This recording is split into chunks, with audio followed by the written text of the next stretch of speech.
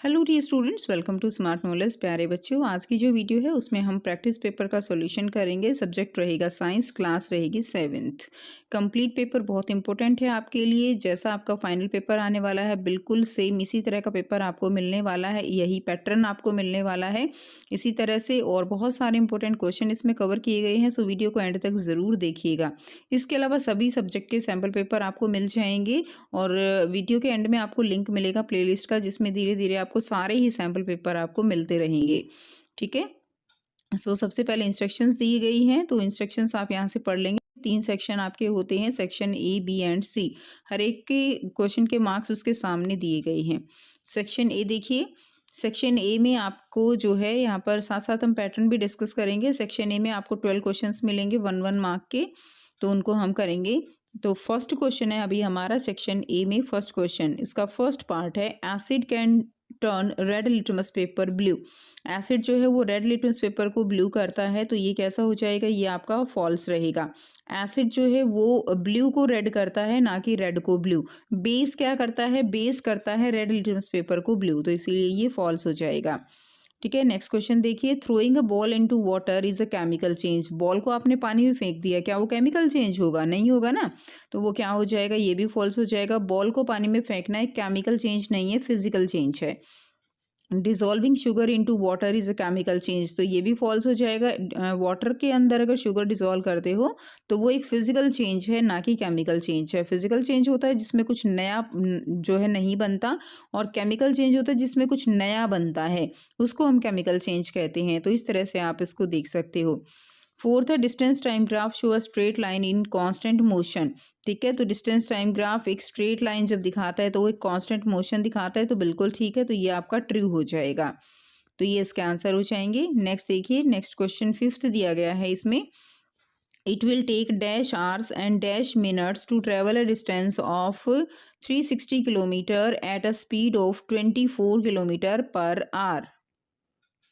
इसको हम फॉर्मूले से सॉल्व करेंगे। देखिए, it will take dash hour, so इसमें इसमें हम फॉर्मूला लगा देंगे। इसमें आपको डिस्टेंस जो है वो कितनी दी गई है? 360 दी गई है, और स्पीड कितनी दी गई है? वो 24 दी गई है। हमारे पास फॉर्मूला क्या होता है? Speed is equal to distance upon में टाइम।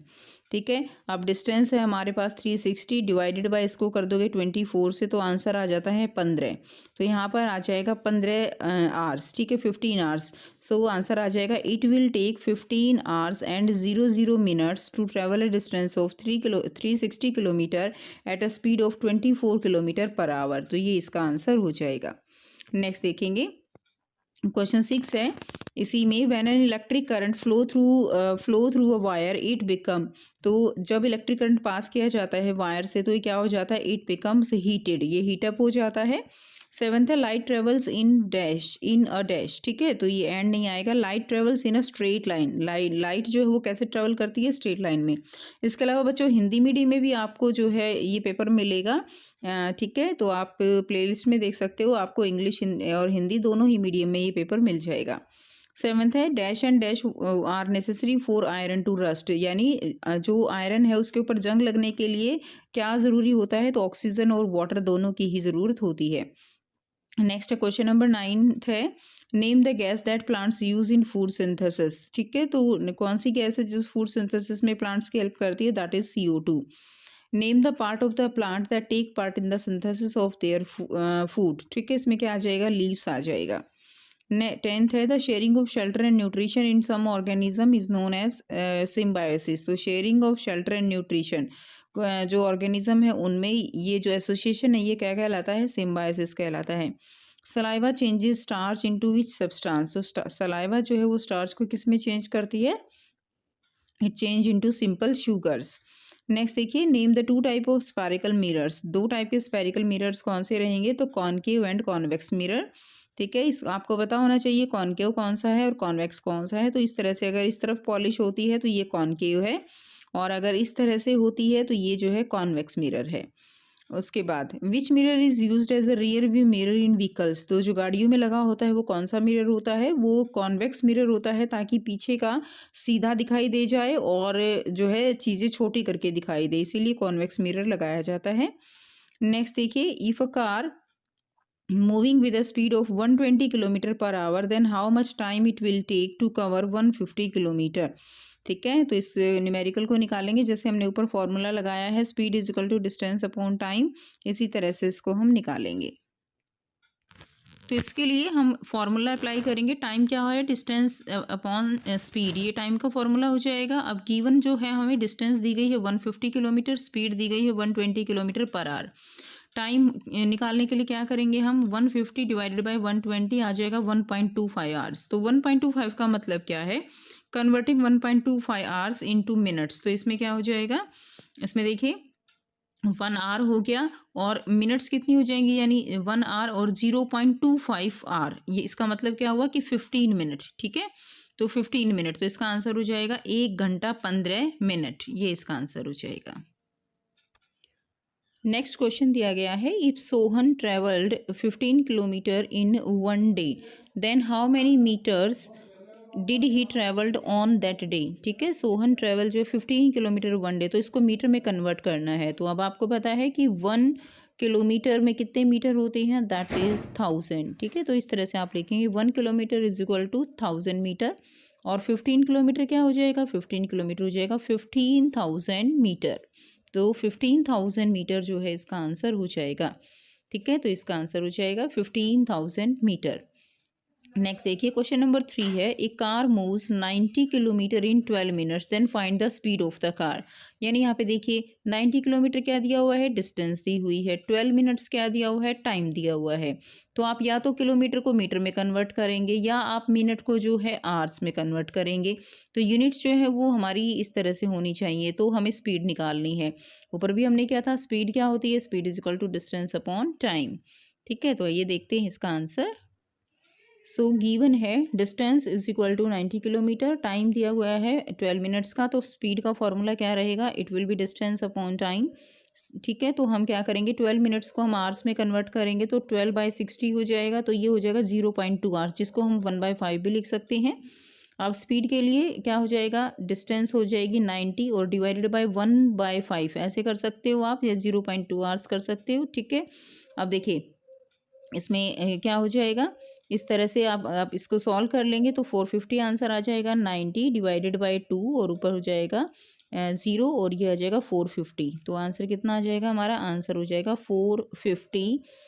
ठीक है, 450, तो स्पीड हमारी निकल जाएगी 450 किलोमीटर पर आवर, ये हमारा आंसर हो जाएगा। नेक्स्ट देखिए, नेक्स्ट क्वेश्चन देखिए, electric fuse is based on which effect of the electric current. So electric fuse is based on the heating effect of electric current, तो आंसर आ जाएगा heating effect. Next है, why rusting is rapid in moist areas. Moist areas में जो rusting है वो rapid क्यों होती है, जल्दी क्यों जंग लगता है। सो वाटर जो जंग लगता है वो किसकी प्रेजेंस में लगता है, ऑक्सीजन होनी चाहिए और मॉइस्चर होना चाहिए, वाटर वेपर्स या कंटेंट, वाटर कंटेंट होना चाहिए। अगर ये होगा तो बहुत जल्दी जंग लगेगा। So why rusting is rapid in moist area? So water is essential and increase moisture would increase rusting.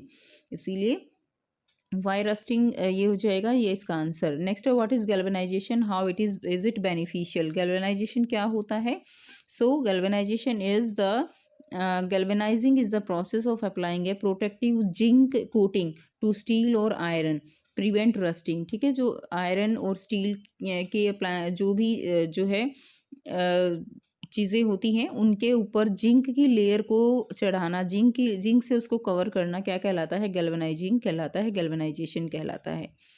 Next देखिए, उसके बाद नेक्स्ट दिया गया है, नेक्स्ट क्वेश्चन है हमारे पास, what happens when we pass carbon dioxide through lime water. Lime water से अगर हम कार्बन डाइऑक्साइड पास करते हैं तो क्या होगा, तो लाइम वाटर जो है वो मिल्की हो जाएगा, लाइम वाटर मिल्की हो जाएगा। What happens when baking soda is added to the vinegar.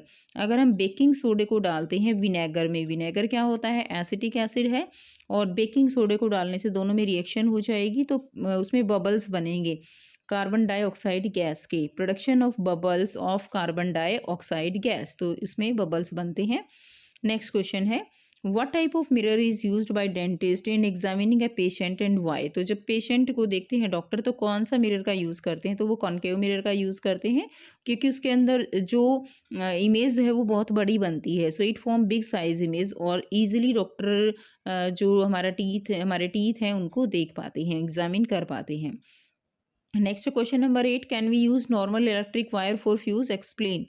क्या हम नॉर्मल इलेक्ट्रिक वायर यूज़ कर सकते हैं फ्यूज़ के लिए, एक्सप्लेन। तो हम नॉर्मल वायर यूज़ नहीं कर सकते हैं, ठीक है। No, because normal wire doesn't get that much heated on high current to melt and break the circuit, ठीक है। नॉर्मल वायर जो है वो जितना जैसे करंट आ रहा होगा उससे हीट होके वो मेल्ट नहीं होगी, and it don't get that much heated on high current to melt and break the circuit. और ये जो है सर्किट को ब्रेक नहीं कर पाएगी, इसीलिए हम नॉर्मल वायर को यूज़ नहीं करते हैं। नेक्स्ट देखिए, नेक्स्ट क्वेश्चन है describe short circuit and overloading. तो शॉर्ट सर्किट और ओवरलोडिंग की डेफिनेशन आपको देनी है, तो यहाँ से आप कर लेंगे। The neutral and live wire come in contact with each other, तो उसको हम क्या बोलते हैं, शॉर्ट सर्किट बोलते हैं। जब जो न्यूट्रल वायर होती है और जो लाइव वायर रेड वायर होती है वो कनेक्शन आपस में कनेक्ट हो जाती हैं, तो शॉर्ट सर्किट होता है। एंड ओवरलोड का मतलब क्या है, नाम से ही पता चल रहा है ना, ओवरलोड यानी overload occur when the large number of electrical equipments connect to the same socket. एक ही सॉकेट में जो है ज़्यादा नंबर ऑफ इलेक्ट्रिकल इक्विपमेंट जब जोड़ दिए जाते हैं तो उसको बोला जाता है दैट इज़ ओवरलोडिंग। नेक्स्ट देखिए, नेक्स्ट दिया गया है what where is bile produce, which component of the food does it help to digest, what is meant by digestion. सबसे पहले तो बाइल कहाँ प्रोड्यूस होता है, तो लीवर में प्रोड्यूस होता है। Which component of the food does it help to digest, तो फैट को डाइजेशन में हेल्प करता है। एंड डाइजेशन क्या है, तो डेफिनेशन देनी है, तो यहाँ से इसका आंसर करेंगे। तो पहले पार्ट का आंसर लीवर फैट को डाइजेस्ट करता है, और डाइजेशन क्या है, breakdown of complex food into simpler substances is known as digestion, ठीक है। Breakdown of complex food into simpler substances, ये डाइजेशन हो जाएगा। नेक्स्ट क्वेश्चन करेंगे, व्हाट आर विलाई, विलाई क्या है, write their location and function. तो विलाई क्या है, तो फिंगर लाइक प्रोजेक्शन होती हैं। लोकेशन क्या है, स्मॉल इंटेस्टाइन के अंदर होती हैं। और फंक्शन क्या है, एब्जॉर्प्शन करना, ठीक है, एब्जॉर्प्शन में हेल्प करती हैं। So small projection in small intestine where digested food is absorbed, ठीक है। तो स्मॉल प्रोजेक्शंस होती हैं, ऐसे फिंगर लाइक प्रोजेक्शंस होती हैं एंड स्मॉल इंटेस्टाइन में, और उनका काम क्या है, एब्जॉर्प्शन करना फूड का। तो ये इसका आंसर हो जाएगा। नेक्स्ट देखेंगे, explain the neutralisation reaction with an example. Question number 10 है न्यूट्रलाइजेशन रिएक्शन को एक्सप्लेन करना है विद एन एग्जाम्पल। तो देखते हैं न्यूट्रलाइजेशन रिएक्शन क्या होती है, the reaction between acid and base forming salt and water, it is known as neutralisation reaction. And NaOH plus HCl ये क्या फॉर्म करेगा, NaOH एक बेस है, HCl एक एसिड है, NaCl एक सॉल्ट बन गया, और साथ में H2O क्या निकल गया, वाटर निकल गया। तो ये जो है क्या हो जाएगी, न्यूट्रलाइजेशन रिएक्शन हो जाती है। नेक्स्ट क्वेश्चन देखिए, right the definition of physical and chemical change. Question number 11 है, तो फिजिकल चेंज और केमिकल चेंज क्या होता है। तो देखिए फिजिकल चेंज क्या होता है, when during a change no new substance is formed, कोई नया जो है चीज़ उसमें नहीं बनती है, तो उसको हम क्या कहते हैं, that is known as physical change. कुछ नया नहीं बनता है, लेकिन अगर कुछ नया बनता है, when during a change a new substance is formed, जैसे कि हमने कर्ड बनाई है मिल्क से, that is a chemical change. Iron rusting of iron is a chemical change. और फिजिकल चेंज जैसे कि आपने जो वाटर के अंदर शुगर डिज़ोल्व कर दी, नमक डिज़ोल्व कर दिया, तो वो क्या है, वो एक फिजिकल चेंज है, क्योंकि उसमें कुछ नया नहीं बना है। तो यहाँ से आप इसकी डेफिनेशन लिख लेंगे, physical change and chemical change की। नेक्स्ट देखिए, right the common name of sodium hydrogen carbonate. तो सोडियम हाइड्रोजन कार्बोनेट का कॉमन नेम क्या हो जाएगा, that is the baking soda. जो हम किचन में यूज़ करते हैं that is the baking soda. और ये किसका कॉमन नेम है बेटे, ये है सोडियम हाइड्रोजन कार्बोनेट का। नेक्स्ट क्वेश्चन देखिए, क्वेश्चन नंबर 12 है plants with green and tender stems are called herbs. ठीक है, तो प्लांट्स जो है वो ग्रीन और जो टेंडर स्टेम होती है उसको हर्ब्स कहते हैं। They are usually short and may not have branches, उसमें ब्रांचेस नहीं होती हैं। Some other plants develop branches near the base of stem. Plants, तो अब इसमें क्वेश्चंस दिए गए हैं, plants which develop branches near the base of stem, ठीक है, उनको हम क्या कहते हैं। तो बेस के नज़दीक जो ब्रांचेस डेवलप होती हैं उनको हम क्या कहेंगे, उनको हम शॉप्स कहते हैं। क्या कहेंगे, शॉप्स। नेक्स्ट देखिए, plant with weak stem that can not stand upright but spread on the ground are called.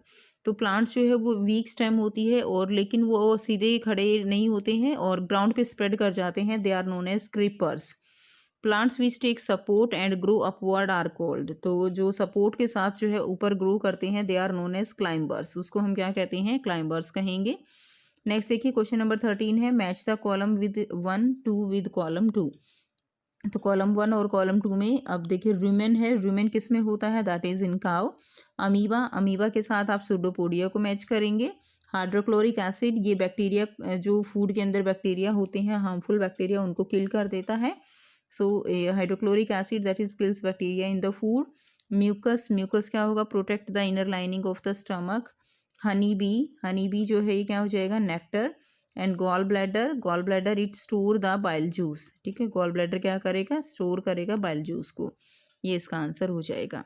Next देखिए, क्वेश्चन नंबर 14 है, special type of substance are use to test whether a substance is acidic और basic. These substances are known as indicators. तो indicators क्या होते हैं, जो हम indicate करते हैं कि कोई सब्सटेंस एसिड है या बेस है। The indicator change their colour when added to a solution containing an acidic और बेसिक सब्सटेंस। ठीक है, तो उसका कलर चेंज हो जाता है। इसके ऊपर डिपेंड करता है कि उसको एसिड में डाला गया है या बेस में डाला गया है।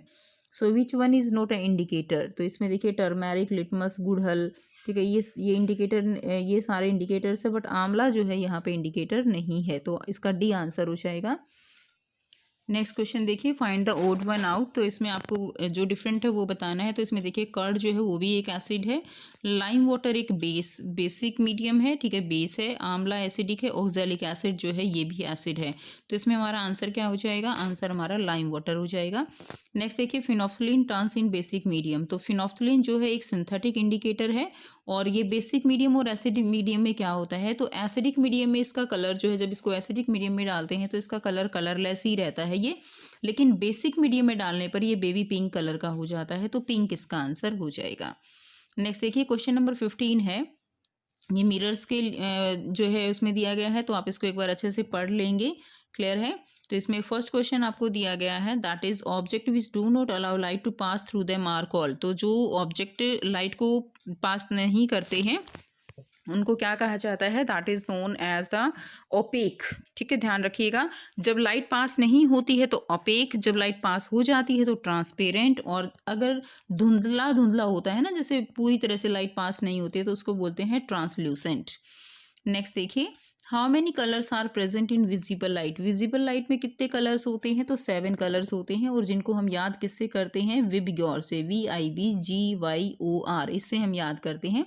वी से वॉयलेट होता है, आई से इंडिगो, बी से ब्लू, जी से ग्रीन, वाई से येलो, एंड ओ से ऑरेंज, आर से रेड होता है। तो ये 7 कलर होते हैं विजिबल लाइट के अंदर, वाइट लाइट के अंदर। नेक्स्ट देखिए, which of the following is luminous object. Luminous object कौन से होते हैं, जिनकी अपनी रोशनी होती है, अपना प्रकाश होता है। तो इसमें देखिए, मून का अपना नहीं होता, मार्स का नहीं होता, अर्थ का नहीं होता, केवल सन है जिसका अपना प्रकाश होता है। तो अपनी इसमें ल्यूमिनस कौन सा हो जाएगा, sun is the luminous object. Clear है। तो ये था कंप्लीट सैम्पल पेपर जिसमें हमने किए टोटल 15 क्वेश्चंस। आई होप आपको सारे क्वेश्चंस बिल्कुल अच्छे से क्लियर हैं। अगर आपको किसी भी क्वेश्चन में कोई डाउट लगता है तो आप जो है पूछ सकते हो। वीडियो अच्छी लगे तो वीडियो को ज़रूर से लाइक करना, शेयर करना, चैनल को करना सब्सक्राइब। मिलते हैं आपसे नेक्स्ट वीडियो में नेक्स्ट सैम्पल पेपर के साथ। सभी सब्जेक्ट के सैम्पल पेपर आपको इस चैनल पर मिलेंगे और बाद में आपको बहुत ही इंपॉर्टेंट पेपर भी मिलने वाले हैं, तो चैनल को सब्सक्राइब ज़रूर कर लीजिएगा। मिलते हैं आपसे नेक्स्ट वीडियो में। Till then take care, bye bye and have a nice day.